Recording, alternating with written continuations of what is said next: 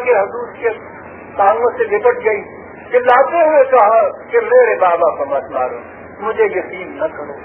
حضور کی آنکھوں میں آنسو آ گئے۔ صحابہ نے سمجھا کہ اب آپ کہہ دیں گے کہ چھوڑ دو۔ آپ نے انہی سے اشارے سے جلال سے کہا کہ تلوار چلا دو، گلا کٹ گیا اس کا۔ صحابہ نے بعد میں پوچھا کہ حضور یہ کیا بات تھی، آپ کی تو آنکھوں میں آنسو آئے ہوئے تھے، پھر آپ نے یہ کیا کیا؟ سنیے عزیزان من، کس مقام سے خدا کا رسول بول گیا۔ انہوں نے کہا کہ تم اس بات کو سمجھے نہیں۔ محمد ابن عبداللہ کی آنکھیں رو رہی تھی، محمد رسول اللہ کا ہاتھ اللہ کو حکم دے رہا تھا۔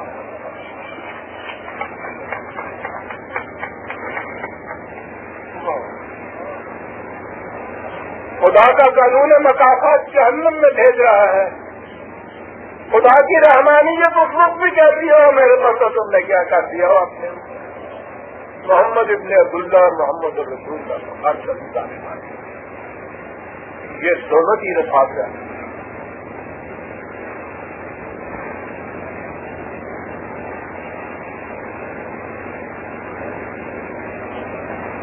آگے بڑھتے ہیں ہم عزیزان مانا۔ انسان اور انسان کا سنگین ترین تفاوت حاکم و محکوم کی تفریق کی صورت میں رونما ہوتا ہے۔ جیسا کہ ہم دیکھ چکے ہیں، انسانی ذات کی بنیادی خصوصیت اختیار و ارادہ ہے۔ بڑا غور طلب مسئلہ ہے۔ انسانی ذات کی بنیادی خصوصیت اختیار و ارادہ ہے، اور حاکم و محکوم کی تفریق کا میدان وہ ہے جہاں ایک فرد کا اختیار و ارادہ دوسرے فرد کے اختیار و ارادہ سے ٹکراتا ہے۔ انسانی فکر نے بڑی کوشش کی ہے کہ حاکم و محکوم کی تفریق میں ڈالی جائے، لیکن وہ اس میں کامیاب نہیں ہو سکتا۔ اس کی اس کوشش کی آخری کڑی جمہوری نظام ہے، لیکن جیسا کہ اب جمہوری نظام کے مدعیوں کو خود اعتراض ہے، اس نظام سے بھی وہ مقصد حاصل نہیں ہو سکا، وہ تفریق باقی ہے۔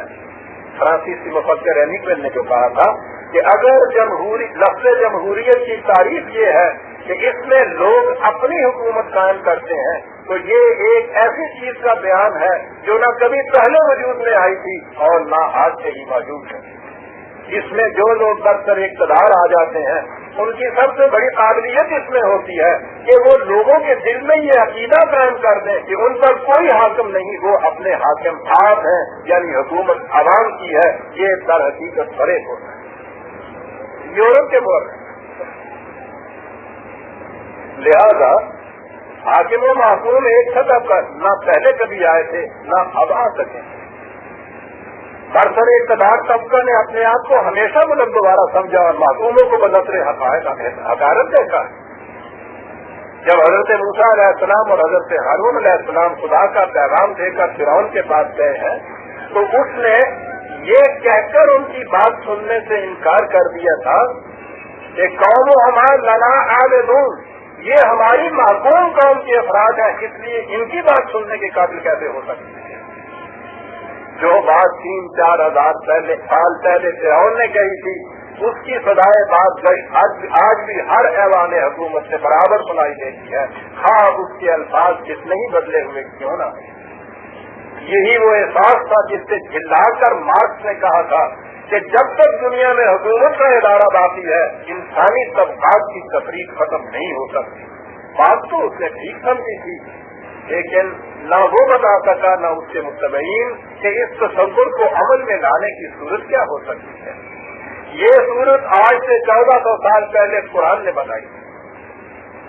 اس نے کہا کہ حکومت کے ادارہ کا وجود تو بہرحال باقی رہے گا، کیونکہ اس کے بغیر انسانی معاشرہ میں انارکی پھیل جائے گی، لیکن اس میں حاکم اور محکوم کی تفریق باقی نہیں رہے گی۔ اس تفریق کو مٹانے کے لیے اس نے اعلان کیا کہ ما کان لبشر ان یؤتیہ اللہ الکتاب والحکم والنبوۃ ثم یقول للناس کونوا عبادا لی من دون اللہ۔ کسی انسان کو اس کا حق حاصل نہیں، خواہ اسے ضابطۂ قوانین، نظام حکومت یا نبوت تک بھی کیوں نہ مل جائے، کہ وہ لوگوں سے کہے کہ تم میرے محکوم بن جاؤ۔ اس سے اس نے حاکم اور محکوم کا تصور ختم کر دیا۔ اس کے بعد سوال پیدا ہوا کہ پھر نظام حکومت کی صورت کیا ہوگی؟ اس کے لیے اس نے کہا کہ اس نظام کا فریضہ صرف ان حدود کی پابندی کا کرنا ہوگا جو کسی انسان کی نہیں بلکہ خدا کی متعین کردہ اور غیر متبدل ہے۔ چنانچہ اس آیت کا اگلا حصہ یہ ہے کہ وَلَٰكِن كُونُوا رَبَّانِيِّينَ بِمَا كُنتُمْ تُعَلِّمُونَ الْكِتَابَ وَبِمَا كُنتُمْ تَدْرُسُونَ۔ اسے یہی کہنا چاہیے کہ تم اس کتاب کی روح سے جسے تم پڑھتے پڑھاتے اور سمجھتے سمجھاتے ہو ربانی بن جاؤ۔ اسی کا نام حکومت خداوندی۔ اس مقام پر قرآن ایک ایسا لطیف اور عمیق نقطہ سامنے لاتا ہے کہ جو نگاہ بصیرت اس پر غور کرتی ہے انسان وجد میں آ جاتا ہے۔ اس نے اس نظام حکومت کے مرکز اول رسول اللہ صلی اللہ علیہ وسلم کی اطاعت کو لازمی قرار دیا۔ اسی سے مطاع اور مطیع یعنی حاکم و محکوم، غلام اور آقا کا تصور ذہن میں ابھرتا ہے، لیکن اس کے ساتھ ہی اس نے بتایا کہ نہیں، رسول کی حیثیت ایک حاکم کی نہیں، ایک معلم یعنی استاد کی ہے، جو علمہم الکتاب والحکمہ، یعنی اس نظام میں مطاع اور مطیع کا رشتہ حاکم و محکوم یا غلام اور آقا کا نہیں بلکہ استاد اور شاگرد کا رشتہ ہو۔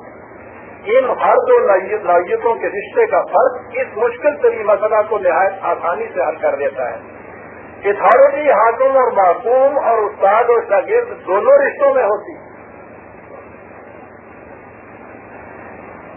احکام اور ان کی اطاعت بھی ان دونوں میں ہوتی ہے، لیکن دونوں کے مقصد و منتہا میں زمین آسمان کا فرق ہوتا ہے۔ حاکم یا آقا کی انتہائی کوشش یہ ہوتی ہے کہ وہ اپنے غلام، ملازم یا معصوم کا زیادہ سے زیادہ استحصال ایکسپلائٹ کرے اسے، اور اسے اپنے مفادات کے بروئے کار لانے کا ذریعہ سمجھے۔ وہ اس سے اپنے احکام کی اطاعت اس لیے کراتا ہے کہ اس سے زیادہ حاصل اور وصول کرے۔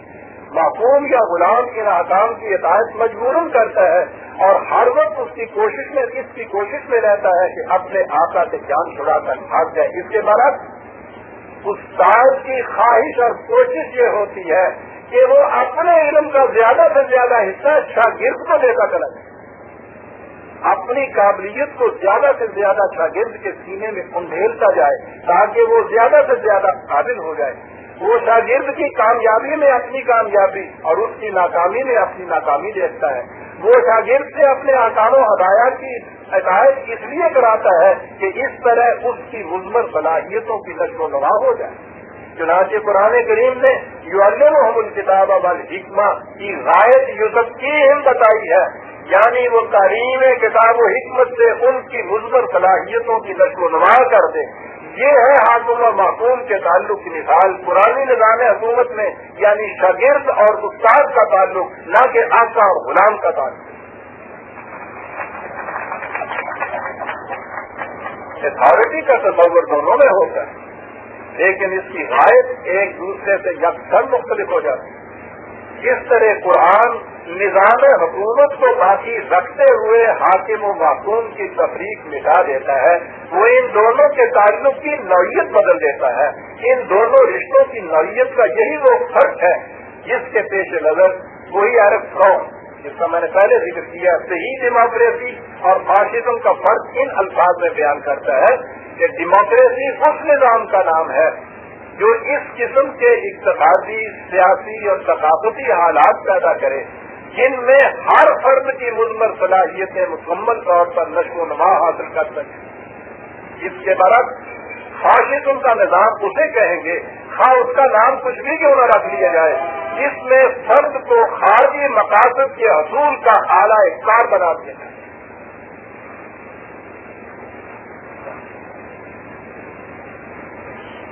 فرد کو خارجی مقاصد کے حصول کا اعلیٰ کار بنا دیا جائے اور اس کی انفرادیت کی نشو و نما کمزور سے کمزور تر ہوتی چلی جائے۔ دوسرے مقام پر وہ لکھتا ہے کہ ایسی سیاسی آزادی جس میں انسان کو سطح انسانیت سے گرا دیا جائے، جس میں اسے ڈی ہیومنائز کر دیا جائے، آزادی نہیں رہتی، غلامی سے بدتر غلامی بن جاتی ہے۔ تکلیف ہی ہوتا